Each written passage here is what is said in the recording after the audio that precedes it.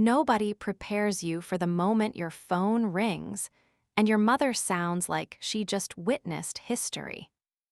Not accident history. Not crime history. Family history being rewritten. As she whispered, "Sit down." That alone was dangerous. Then she said, "Your grandmother is pregnant. Not sick. Not traveling. Not joining a church retreat. Pregnant."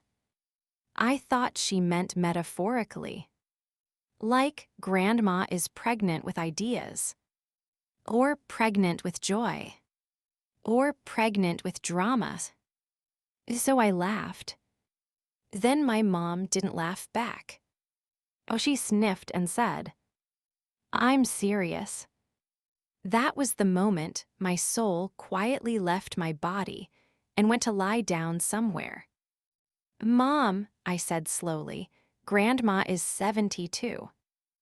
"Yes." "And widowed." "Yes." "And allergic to nonsense." "Yes." So unless biology has decided to update itself without telling us, somebody is confused. She inhaled. She showed me the test. I sat on my bed like gravity had doubled. "What test?" "The kind with 2 lines." My brain froze. I imagined my grandmother, the woman who shouts at the microwave for taking too long, standing in a pharmacy aisle buying pregnancy kits next to teenagers. "Mom, are you sure she didn't accidentally test for COVID?" "She peed on it." A silence. Somewhere, my ancestors held an emergency meeting. By evening, the entire family gathered at Grandma's house like it was a crime scene. Aunties, uncles, cousins, one neighbor who pretends she's family when drama is near. Grandma sat in her favorite chair, knitting calmly, like she hadn't just turned our bloodlines upside down. I stared at her stomach. Flat. Unbothered. Peaceful. "How?" my cousin whispered. Grandma looked up. "Don't look at me like I swallowed a watermelon," she said. "It's rude." Mom cleared her throat. "Ma, maybe you should explain." Grandma sighed and placed her knitting down. "I didn't plan for this meeting," she said, "but since you all rushed here like someone died, I suppose I'll talk." We leaned forward. She crossed her legs slowly. "I am pregnant." My uncle fainted in spirit, if not in body. My aunt grabbed water. Someone whispered, "Jesus, take the wheel." "Who is the father?" my mom asked, already regretting the question. Grandma blinked. "Why do people always want names first?"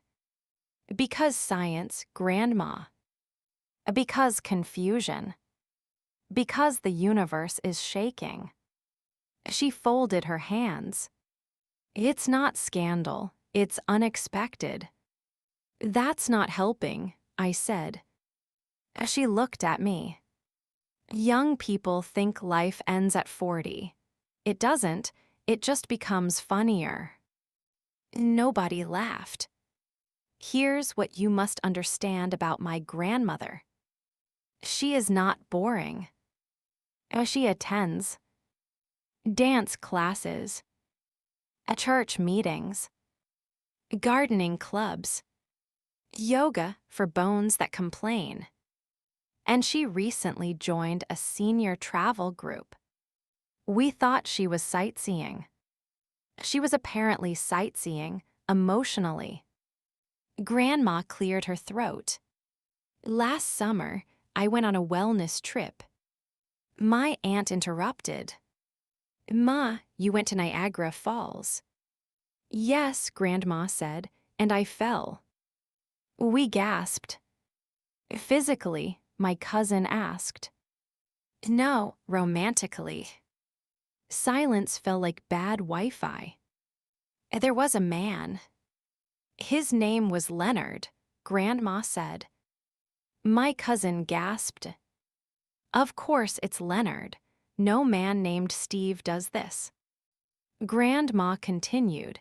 He wore hats like secrets and smelled like peppermint. I didn't want this image in my head. He helped me with my suitcase, she said, then with my tea, then with my loneliness. My mom whispered, Oh Lord.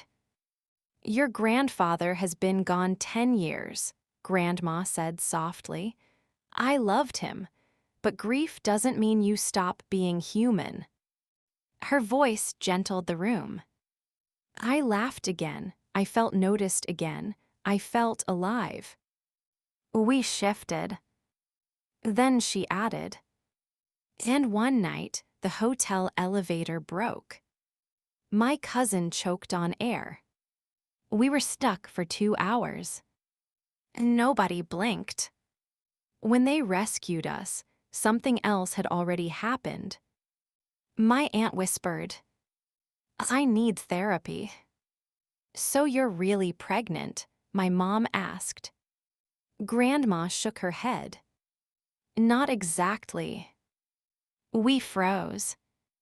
She reached into her purse and pulled out a folder. I went to the doctor yesterday. Everyone stared at her like she had personally offended science.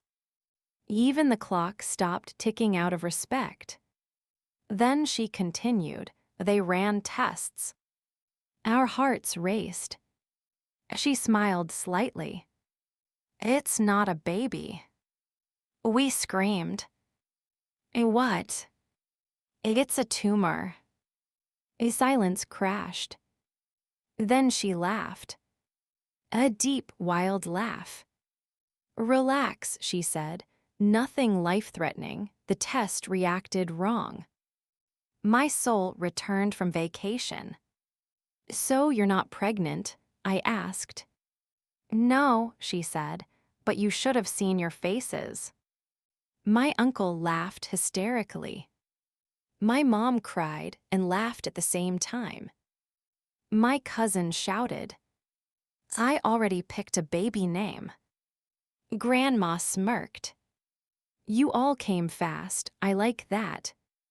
I collapsed onto the couch. You almost ended generations, I told her. As she winked. Good for circulation. When the laughter faded, Grandma looked at us softly. Don't panic when life surprises you, she said. Ask questions before conclusions. She picked up her knitting.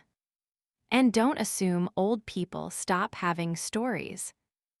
We sat quietly. Then she added, But Leonard still texts me. We screamed again.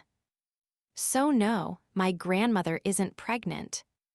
But she did teach us something. Life doesn't stop being strange. Love doesn't check your age.